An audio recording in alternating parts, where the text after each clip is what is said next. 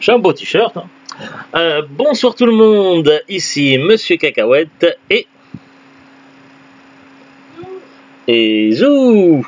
Il y a aussi Carla, Neige, Terence, Philippe, Butter, Tolkien. Nous sommes en tout et pour tout actuellement dans cet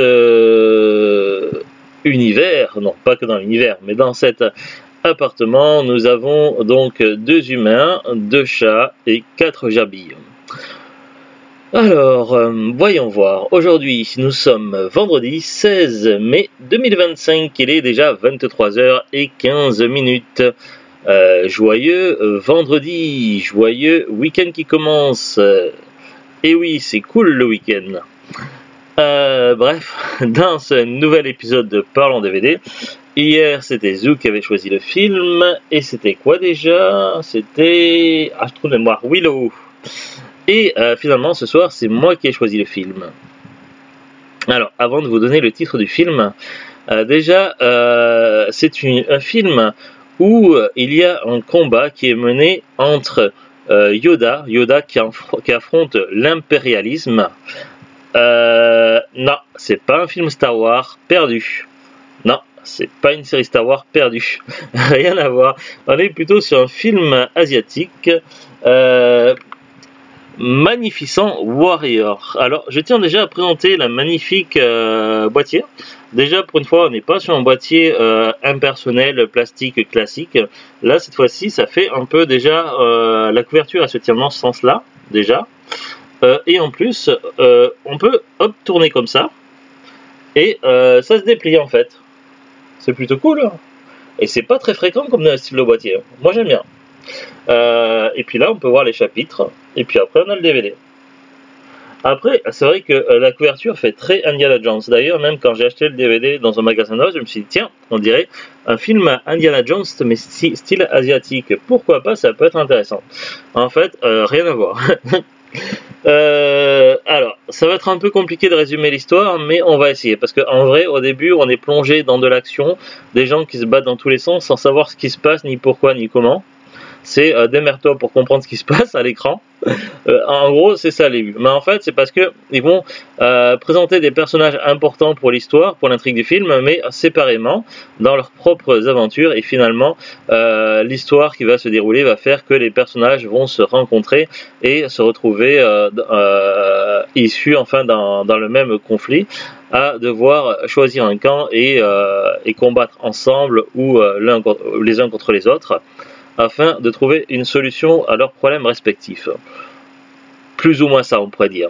Parmi les personnages, donc déjà le type de film, alors c'est assez particulier. On pourrait presque dire que, en tout cas, ça commence comme un peu un film d'espionnage, avec évidemment des références à la James Bond, mais en pas pareil. Finalement, on commence à déceler des parties humoristiques, mais également un conflit qui mène, qui nous montre qu'on est dans un contexte historique au niveau de la Seconde Guerre mondiale. Pas forcément à la Seconde Guerre mondiale comme on l'entend au niveau du centre de l'Europe, mais plutôt dans la partie asiatique, donc sino, entre la Chine et le Japon, mais on est quand même au milieu de la Seconde Guerre mondiale. Donc évidemment, ça a une forte importance dans le scénario, et évidemment au début, pendant un temps, je me suis demandé si le film n'était pas en réalité une farce et tout simplement prétexte à enchaîner des scènes d'action sans queue ni tête, mais finalement après tout prend un sens, mais il faut attendre longtemps quand même. Alors du coup, au niveau des personnages, on a une jeune femme incarnée par Michelle Yeoh, connue pour ses talents d'arts martiaux. Qui était à l'apogée de sa jeunesse, je pense, à cette époque-là, et qui était fort talentueuse et beaucoup plus inspirée dans ce film que dans Le Médaillon, qui est un film infâme que j'ai détesté. Mais du coup, dans ce film-là, donc Magnificent Warrior. De quoi? Non, j'ai dit que j'ai détesté le médaillon. Non, j'ai pas dit j'adore. Bon, j'ai dit, c'est le titre, Magnificent Warrior. Do- voilà, je sais plus de quoi je parle. C'est pas ce que je disais. Bon, t'es chiante là. Merci. Donc, voilà, je suis désolé. Ouais, non, mais parce que tu m'as épuisé aujourd'hui. Bref, le petit règlement de compte personnel, bon, c'est pas grave. Ouais, bon, allez. Du coup, au niveau du film, parce qu'on va, je peux pas, parce que demain je prends la route, je conduis, il faut que je sois en forme, donc. Ouais, voilà, mais la vidéo va durer 3 heures si tu me laisses pas parler. Bref, donc au niveau de l'histoire, donc Michelle Yeoh, donc cette fois-ci, elle est un peu plus aspirée, un rôle où elle est à l'apogée de son art. Bref, donc on la voit au milieu d'une affaire au début du film. C'est pas trop ce que c'est, un sombre trafic d'armes évidemment qui tourne pas super bien. Et puis après elle part en avion, donc on apprend qu'elle pilote un avion. Puis après finalement on va découvrir qu'elle va retrouver son grand-père et qu'elle est liée à une sorte de mafia, je sais pas trop quoi, avec des soldats qui sont des soldats chinois qui sont impliqués là-dedans. Et finalement, on lui donne une mission, donc une mission avec un pigeon à suivre pour retrouver un contact qui est simplement l'agent 001. Donc voilà le côté un petit peu James Bond qui l'attend évidemment pour une mission importante au sein d'une cité chinoise qui se trouve dans un territoire plus ou moins contrôlé par le Japon. Et évidemment, c'est une mission de toute importance. Sauf que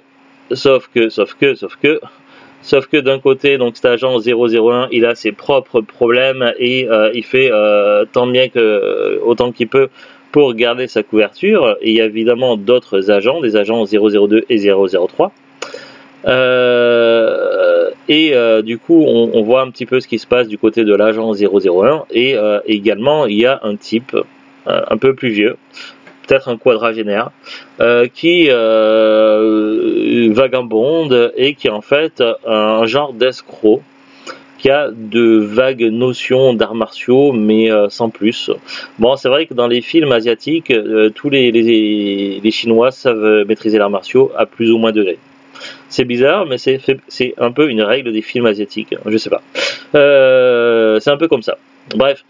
Donc, du coup, il a quelques notions, on le voit, mais sans plus. Et puis, il fait ses escroqueries dans son coin, et puis c'est tout pour le moment. Finalement, ces trois personnages vont se retrouver ensemble dans le même endroit, la même zone, et l'escroc, lui, il va avoir intercepté le pigeon et il aura pris involontairement par un système de quiproquo, mal entendu, la place de l'agent 001. Évidemment, il va se retrouver donc mêlé à ces histoires d'espionnage et tous ensemble, ils vont se retrouver mêlés dans ces affaires entre conflits entre la Chine et le Japon. Sauf que d'un côté, il y a les Chinois qui se rebellent contre les Japonais et les Japonais qui essayent de mettre au point des usines chimiques dangereuses pour pouvoir gagner la guerre, les conflits et s'implémenter et prendre l'ascendant sur la Chine et autres. Donc du coup, c'est une mission de toute importance.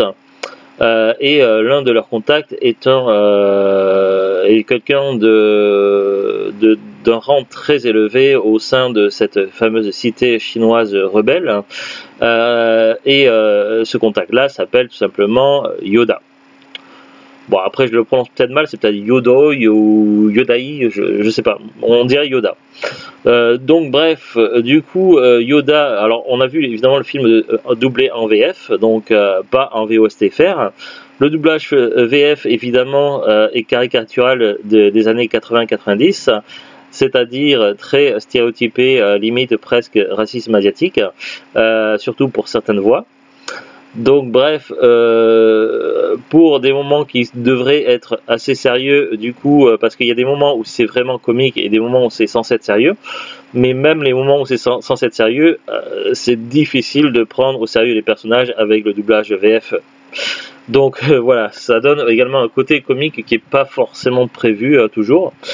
Du coup, c'est vrai que pendant une partie du film, il y avait un flottement et je savais vraiment pas quoi en penser.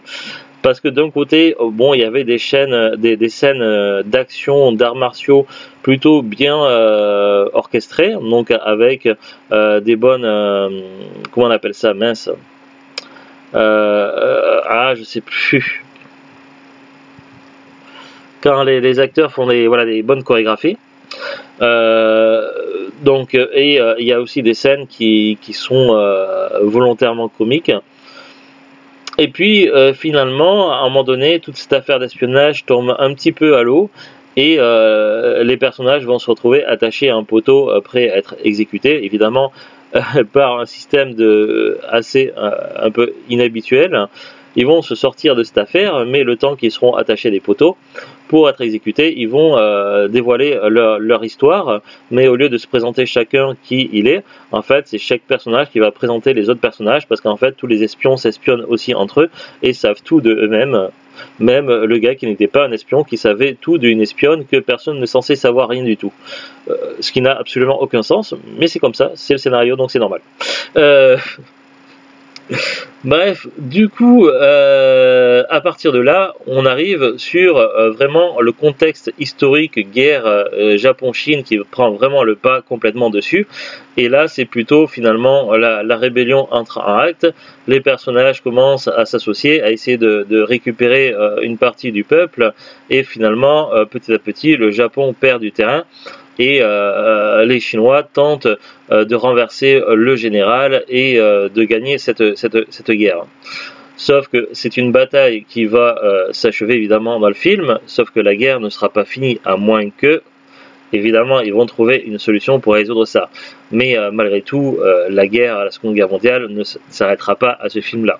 Donc évidemment, on est sur un film romancé, avec des contextes historiques, mais évidemment, tout le scénario est inventé pour le film, évidemment. Mais le contexte historique de cette guerre a réellement existé quand même. Hein. Donc il y a vraiment eu la guerre entre la Chine et le Japon pendant la Seconde Guerre mondiale. Ça oui. Après, tout le reste, c'est romancé. Il y a certains des gags qui sont assez efficaces quand même. Notamment, moi, je sais pas, bon, après c'est con, mais ça m'a fait rire. Le moment où le gars il découpe une grenade, il lance la goupille, il garde la grenade dans la main. Ça m'a fait rire. C'est con, mais ça m'a fait rire. Donc voilà. Donc on est sur un film au début qui part pas gagnant et qui a peiné à me convaincre, mais finalement c'est pas le film du siècle, mais il est pas si mal et il y a quand même quelques qualités. Il est pas bon clairement, mais il est pas complètement mauvais non plus. On est sur un film un petit peu déséquilibré, mais qui a quand même quelques arguments et qui peut être intéressant à voir une fois. Pourquoi pas? Ne serait-ce que pour la curiosité. Et puis, n'empêche que, franchement, l'édition DVD, là, le boîtier comme ça, c'est super stylé. Par contre, rien à voir avec Indiana Jones, sauf que par moment, elle utilise un peu un genre de plus ou moins fouet, encore que c'est même pas ça, quoi. Mais voilà. On va regarder un petit peu sur internet les infos qu'on peut trouver en complément. C'est parti. Alors, j'ai ouvert deux fiches sur Wikipédia. D'abord, une fiche sur la Seconde Guerre sino-japonaise. Donc voilà, juste pour l'information. La Seconde Guerre sino-japonaise est un conflit militaire qui dura de 1937 à 1945 et débuta à la suite de l'invasion de la partie orientale de la Chine par l'armée impériale japonaise. Évidemment, une partie du film raconte ces événements-là. Donc il y a quand même une partie quand même qui est historique. 6 ans après l'invasion de la Mandchourie, l'Empire du Japon poursuivait sa politique expansionniste en Chine. Optimistes sur leur chance de terminer rapidement le conflit, les Japonais allèrent jusqu'à envisager dans les premières semaines de gagner la guerre en 3 mois, un genre de blitzkrieg japonais, Malgré les victoires initiales du Japon, la guerre dura 8 ans, l'Empire se trouvant contraint de gérer un territoire très vaste et non stabilisé. L'attaque japonaise provoqua une trêve dans la guerre civile qui opposait depuis 10 ans le Kuomintang et le Parti communiste chinois, ces deux mouvements réalisant une alliance contre l'envahisseur. Le conflit sino-japonais, particulièrement meurtrier, eut de lourdes conséquences sur l'histoire de la Chine et les équilibres géopolitiques de la région dans les décennies suivantes.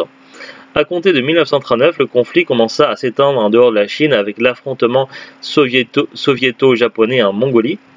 Un régime pro-japonais fut mis en place en 1940 à Nankin. À partir de 1941 et l'entrée de la République de Chine aux côtés des Alliés, la guerre en Chine s'intégra officiellement au théâtre extrême oriental de la Seconde Guerre mondiale. Puis la guerre sino-japonaise prit fin en 1945 avec la capitulation du Japon à la suite de la Seconde Guerre mondiale et fut suivie d'une reprise de la guerre civile chinoise. Voilà, donc je ne vais pas tout lire ça parce que voilà, c'était juste pour donner une petite idée du contexte dans lequel est ancré le film. Donc ça permet un petit peu de comprendre un petit peu le contexte derrière. Parce que c'est vrai que des dialogues, il n'y en a pas énormément dans le film. Alors, l'affiche... Ouais, bon, Zou, elle est clairement pas fan. Alors évidemment, c'est un film pas forcément très connu en France, du coup il n'y a pas de fiche Wikipédia en français, ou s'il y en a une, je ne l'ai pas trouvée.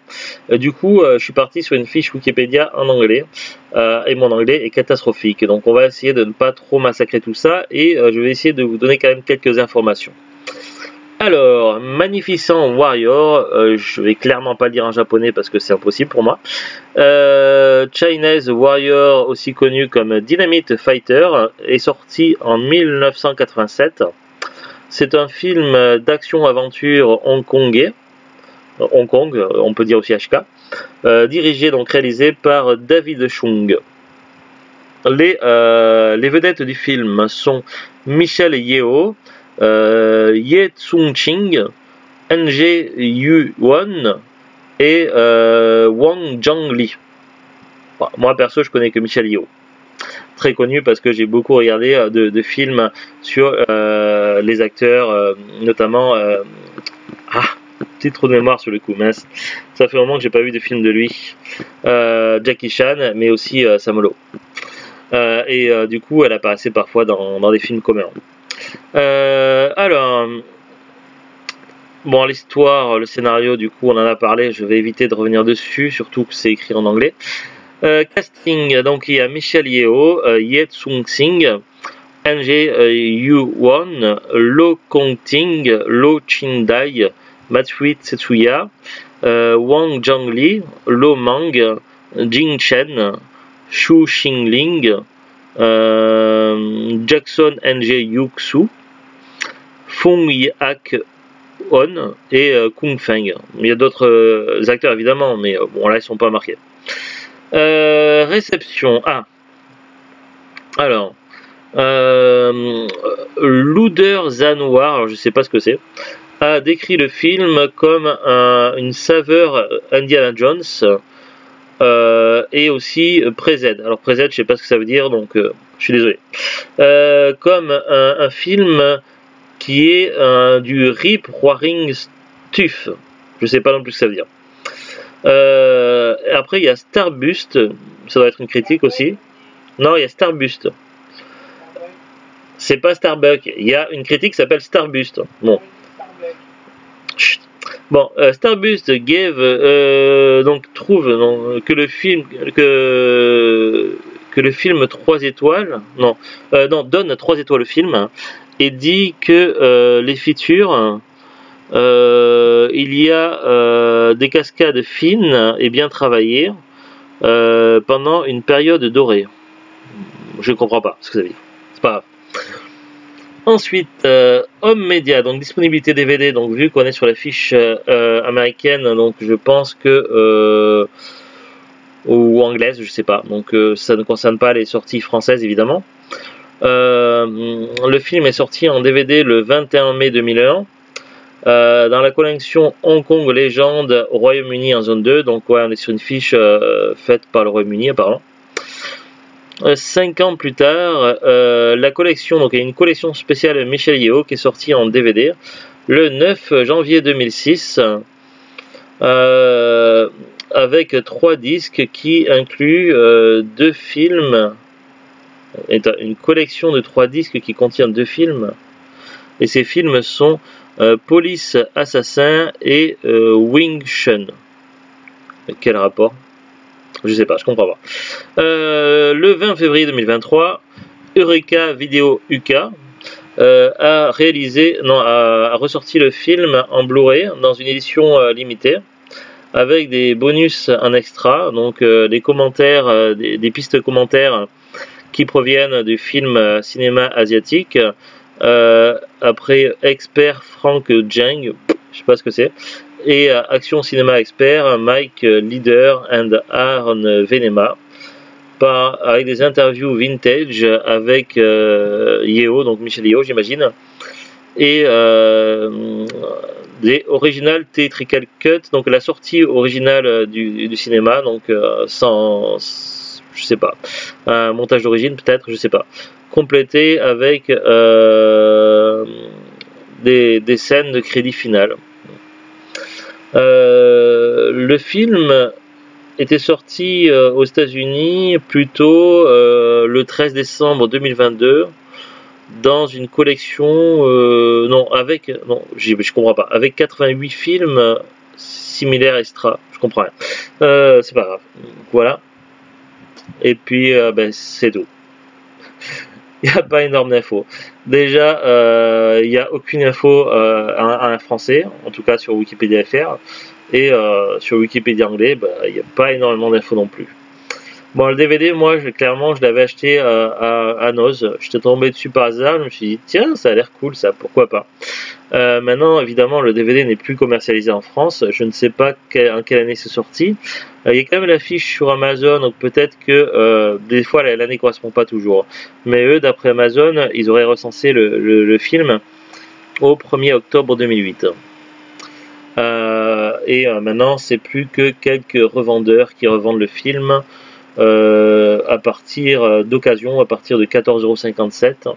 Quand c'est comme ça, généralement je me tourne sur Rakuten pour voir si les prix sont les mêmes. Généralement on a des prix un peu plus cohérents lorsque les DVD ne sont plus commercialisés en allant sur Rakuten, et là effectivement je vois la même édition DVD neuf à partir de 8,99 €, ce qui est déjà un peu plus cohérent, et d'occasion à partir de 4,90 €.